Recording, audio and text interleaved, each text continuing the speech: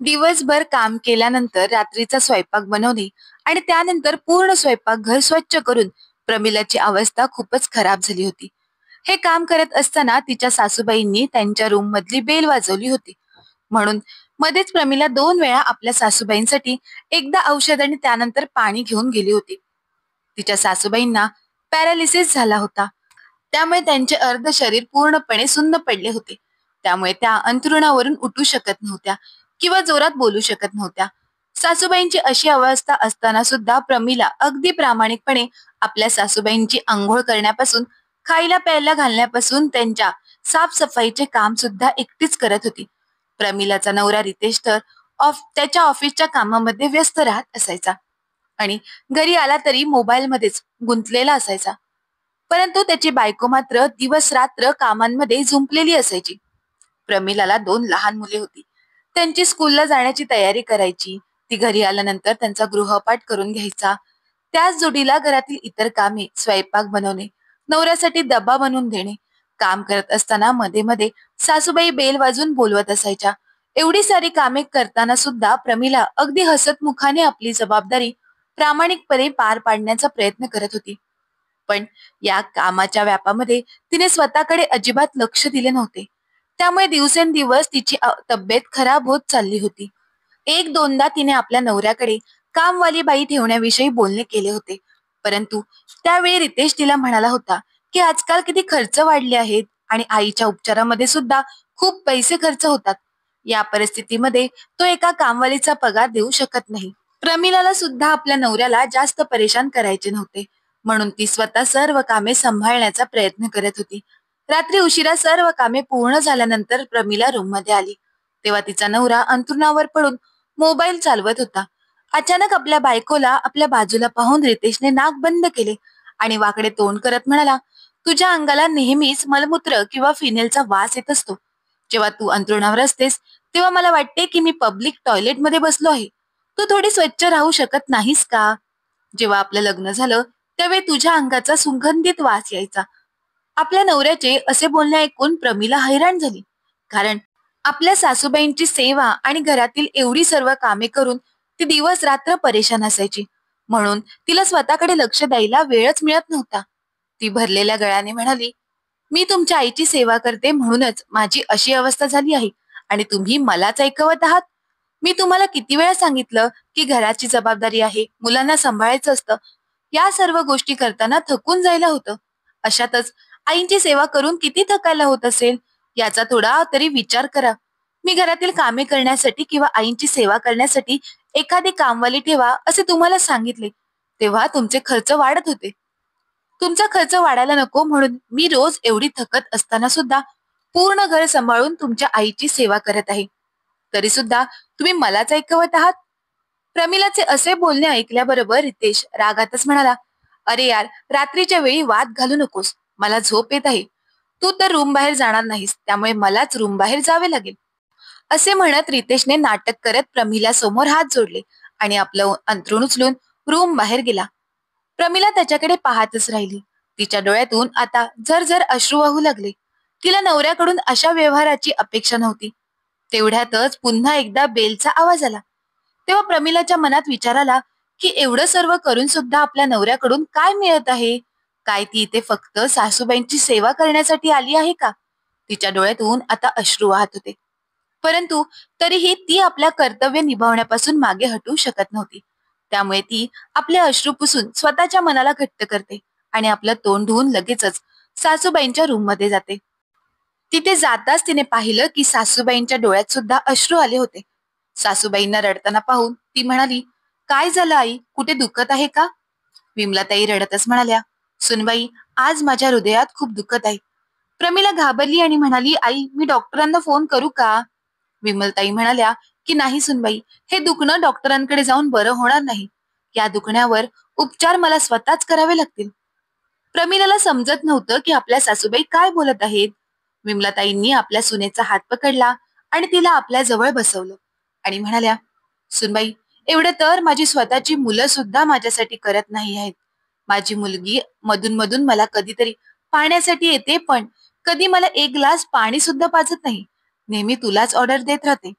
माझा मुलगा दिवसभर ऑफिसमध्येच असतो आणि घरी आल्यानंतर तो माझ्या रूममध्ये डोकवण्यासाठी सुद्धा येत नाही, कारण त्याला वास येतो. आणि आज तर त्याने तुला सुद्धा या वासामुळे दूर ढकलली आहे. परंतु तू घाबरू नकोस, मी सर्व काही ठीक करेन. आता प्रमिलाच्या डोळ्यातून सुद्धा अश्रू वाहू लागले होते. थोडा वेळ रडल्यानंतर प्रमिला म्हणाली, आई, आता खूप रात्र झाली आहे, तुम्ही आराम करा. विमलाताई म्हणाल्या, हो सुनबाई, तू सुद्धा तुझ्या रूममध्ये जाऊन आराम कर. प्रमिला रूम मधून निघून गेल्यानंतर विमलाताई खूप वेळ विचार करत राहिल्या. त्यांनी आता निर्णय घेतला होता की मी आता माझ्या मुलाला नक्कीच धडा शिकवेन. दुसऱ्या दिवशी सकाळी जेव्हा रितेश ऑफिसला निघून गेला, तेव्हा विमलाताईंनी प्रमिलाला आपल्या जवळ बोलावलं आणि तिला पूर्ण योजना सांगितली. प्रमिला म्हणाली, आई, पहिले मी सुद्धा विचार करत होती की ह्यांच्या मर्जीविरुद्ध मी कोणतंही काम करणार नाही. परंतु काल रात्री मी बघितलं की एवढं सगळं केल्यानंतर सुद्धा घरात माझी काहीच किंमत नाही आहे. त्यामुळे मी सुद्धा आता माझ्याबद्दलच विचार करेन. मला तुमचं बोलणं मान्य आहे. एवढं बोलून तिने आपल्या सासूबाईंना मिठी मारली. संध्याकाळी जेव्हा रितेश घरी आला तेव्हा त्याला घरात एक नवा प्राणी फिरताना दिसू लागला. तेव्हा तो हैराण झाला आणि त्याने लगेच विचारले, अरे, तू कोण आहेस? तेव्हा साधारणतः 30 वर्षीय एक महिला म्हणाली, साहेब, माझं नाव कजरी आहे आणि मला मालकीनबाईंनी इथे आईंची काळजी घेण्यासाठी ठेवलं आहे. रितेश तिच्या समोर तर काहीही बोलला नाही, परंतु एकांत भेटताच तो आपल्या बायकोवर रागातच ओरडत म्हणाला, कोणाला विचारून तू कजरीला या घरामध्ये काम करण्यासाठी ठेवलं आहेस? तेव्हा प्रमिला म्हणाली, ह्यात विचारण्यासारखं काय आहे? हे घर माझं सुद्धा आहे ना, आणि ही इच्छा आईंचीच होती, माझी नाही. त्यामुळे तुम्ही त्यांना जाऊन विचारा. रितेश, जो एवढ्या महिन्यांपासून आपल्या आईच्या रूम मध्ये सुद्धा पाऊल ठेवण्यासाठी गेला नव्हता, तो आता रागातच आपल्या आईच्या रूम मध्ये पोहोचला. तेव्हा त्याने पाहिलं की आईला कजरी खिचडी भरवत होती. त्यामुळे तो थोडा वेळ तिथे उभा राहून त्या दोघींना पाहत होता. त्यानंतर तो आपल्या रूम मध्ये निघून आला. रागाने त्याचं डोकं दुखू लागलं होतं. इकडे प्रमिला मात्र किचन मध्ये स्वयंपाक बनवत होती. आज विमलाताईंना सांभाळण्यासाठी कजरी आली होती, त्यामुळे प्रमिलाला आज खूप आराम भेटला होता. एका दिवसातच तिला असं वाटत होतं जसं काही तिचा थकवा कमी झाला आहे. स्वयंपाक बनवून झाल्यानंतर तिने चहा बनवली आणि कजरीला म्हणाली, कजरी, तू सुद्धा थोडा चहा नाश्ता कर आणि घरी निघून जा. उद्या सकाळी वेळेवर परत ये. रितेश आपल्या रूम मध्ये बसून सगळं काही ऐकत होता.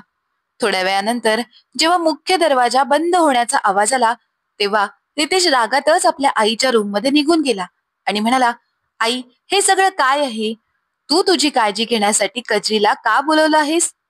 तेव्हा विमलताई हसतच म्हणाल्या, ये बाळा, थोडा बस तर. तू तर आईला विसरूनच गेला आहेस. कधी माझ्या रूम मध्ये डोकावून सुद्धा बघत नाहीस. फक्त सुनबाईकडूनच अपेक्षा ठेवतोस की तिने दिवस रात्र माझी सेवा करावी, आणि वरून तू तिला तिच्या सेवेचं काय फळ दिलंस? तिला एवढ्या जोरजोरात ओरडत होतास की तुझ्या ओरडण्याचा आवाज माझ्या रूम मध्ये सुद्धा येत होता. बस त्याच वेळी मी निर्णय घेतला होता की आतापासून मी माझ्या सुनेकडून सेवा नाही करून घेणार. आता तर माझी पेन्शन सुद्धा येते. माझ्या पेन्शनच्या पैशाने काय मी माझी काळजी घेण्यासाठी कोणाला ठेवू शकत नाही का? आपल्या आईचं असं बोलणं ऐकून रितेश थोडा नरम झाला. तो म्हणाला, आई, माझं बोलणं समजून घेण्याचा प्रयत्न तर कर. तुझे पेन्शनचे पैसे मिळूनच तर आपलं घर चांगल्या प्रकारे चालते. असं वायफळ खर्च होईल तर घर कसं चालेल? तेव्हा विमलाताई म्हणाल्या की जर अशीच गोष्ट असेल तर तू सुद्धा माझी सेवा करण्यासाठी सुनबाईला मदत कर. माझा मुलगा तू आहेस. तुझं पालनपोषण मी केलं आहे. तुझं मळमूत्र मी साफ केलं आहे. परंतु जेव्हा म्हातारपणी मला गरज लागली आहे तर सर्व काही सुनबाई करत आहे, तरी सुद्धा तुला तिची किंमत नाही. तूच तिच्या जवळ किती वाईट पद्धतीने बोलत होतास. तुला तिच्या अंगाचा, मळमूत्राचा आणि फिनेलचा वास येतो. त्यामुळे आजपासून तुला तो वास येणार नाही. एवढं बोलून त्यांनी आपले डोळे दुसऱ्या बाजूला फिरवले. विमलाताईंच्या डोळ्यातून आता अश्रू वाहू लागले. रितेश थोडा वेळ तिथे मान खाली घालून उभा राहिला. आता त्याच्याजवळ बोलण्यासारखं काहीच बाकी राहिलं नव्हतं. तो शांतपणे रूम मधून बाहेर निघून आला. त्याच्या मनात आता भयंकर उलटापालट चालू होती. त्याच्या डोळ्यामध्ये राहून राहून पाणी येत होतं. आईच्या घाणीपासून घाबरून तो तिच्यापासून दूर राहत होता. परंतु ही गोष्ट अगदी बरोबर होती की लहानपणी आईने सुद्धा त्याची घाण साफ केली होती. तिने कुठे त्यासाठी दुसरं कोणी ठेवलं होतं? आणि आज जेव्हा त्याच्या आईप्रती कर्तव्य निभावण्याची वेळ आली तेव्हा त्यांनी आपल्या बायकोला पुढे केलं होतं आणि तिला सुद्धा खूप दोष देत होता. त्याच्या डोळ्यातून आता अश्रू टपकत होते. तेवढ्यातच प्रमिला रूम मध्ये आली आणि म्हणाली, चला स्वयंपाक तयार आहे. तेव्हा रितेशने दुसरीकडे तोंड फिरवलं जेणेकरून त्याच्या बायकोला त्याचे अश्रू दिसू नयेत. तेव्हा प्रमिला म्हणाली, काय झालं? आज सुद्धा माझ्या अंगातून मलमूत्र आणि फिनेलचा वास येत आहे का? आज तर मी असं काही काम सुद्धा केलं नाही. आता मात्र रितेशच्या डोळ्यातून झरझर अश्रू वाहू लागले. त्याला आता राहावलं नाही. त्यांनी लगेचच आपल्या बायकोला मिठी मारून रडू लागला आणि म्हणाला, मला माफ कर प्रमिला. मी तुला रागात काल खूप काही ऐकवलं. खरं तर हे आहे की कुटुंबाचा कणा तर तूच आहेस. तू आईसाठी खूप काही केलं आहेस. मीच माझ्या आईची सेवा करत नव्हतो आणि वरून तुलाच वाईट साईड बोलत होतो. ऑफिसमध्ये काही टेन्शन चालू आहे, त्या टेन्शन मध्ये मी तुझ्यावरच रागवत होतो. परंतु मला तुझ्याजवळ असं बोलणं नाही पाहिजे होतं. शेवटी तू जे काही करत आहेस ते माझ्या आईसाठीच तर करत आहेस. माझ्या आईसाठी कर्तव्य निभावणे ही माझी जबाबदारी आहे.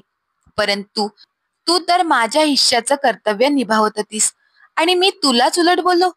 एवढं बोलून रितेश जोर जोरात रडू लागला. आता प्रमिलाच्या डोळ्यातून सुद्धा अश्रू वाहू लागले की नवऱ्याला कमीत कमी त्याच्या चुकीची जाणीव तरी झाली. ती भरल्या गळ्याने म्हणाली, कमीत कमी कधीतरी आईच्या रूम मध्ये जात तरी जा. त्यांच्याजवळ थोडं बोलत जा. त्यांना आपल्या हाताने जेवण भरवा. एवढं केलं तरी आई खूप खुश होतील. ते नेहमीच तुमची वाट पाहत असतात. रितेश आपले कान पकडत म्हणाला, सॉरी, माझ्याकडून चूक झाली आणि मला आता माझ्या कर्तव्याची जाणीव झाली आहे. आजपासून मी भले कितीही व्यस्त असू देत, परंतु रात्री थोडा वेळ तरी मी आईच्या रूम मध्ये नक्की जाईल आणि तिच्यासोबत वेळ घालवेल आणि कजरीला सुद्धा कामावरून काढण्याची काहीच गरज नाही आहे. शेवटी तू सुद्धा कोणी काम करणारी मशीन नाही आहेस. त्यामुळे तू सुद्धा तिच्या मदतीने आईची काळजी घे. बाकी आता मला समजलंच आहे की कुटुंबातील सदस्यांना सुद्धा थोडं महत्व दिलं पाहिजे आणि त्यासोबतच त्यांच्यासोबत थोडा वेळ सुद्धा घालवला पाहिजे. बाकी सगळ्यांचे आयुष्य तर एक एक दिवसांनी कमी होत चाललंच आहे. प्रमिलाने प्रेमाने रितेशला मिठी मारली. रितेश म्हणाला, चल आता आपण जेवून घेऊया. त्यानंतर थोडा वेळ आईजवळ जाऊन गप्पा गोष्टी करू. त्या दिवसापासून घरात एक बदलावाची लाट पसरली होती. ज्याला जेव्हा वेळ मिळेल तेव्हा तो विमलाताईंसोबत जाऊन गप्पा गोष्टी करत होता. कामाचं ओझं कजरी आल्यामुळे थोडं हलकं तर झालंच होतं आणि आता रितेश सुद्धा कधी आपल्या बायकोला टोमणे सुद्धा मारत नव्हता. उलट आपल्या बायकोने केलेल्या कामाला तो खूप प्रोत्साहन देत होता. तर मित्र आणि मैत्रिणींनो, तुम्हाला जर काही कथा आवडली असेल तर कथेला लाईक करा, शेअर करा आणि अशाच नवनवीन कथा ऐकण्यासाठी तुम्ही अजूनही आपल्या चॅनलला सबस्क्राईब केलं नसेल तर सबस्क्राईब करायला मात्र विसरू नका. धन्यवाद.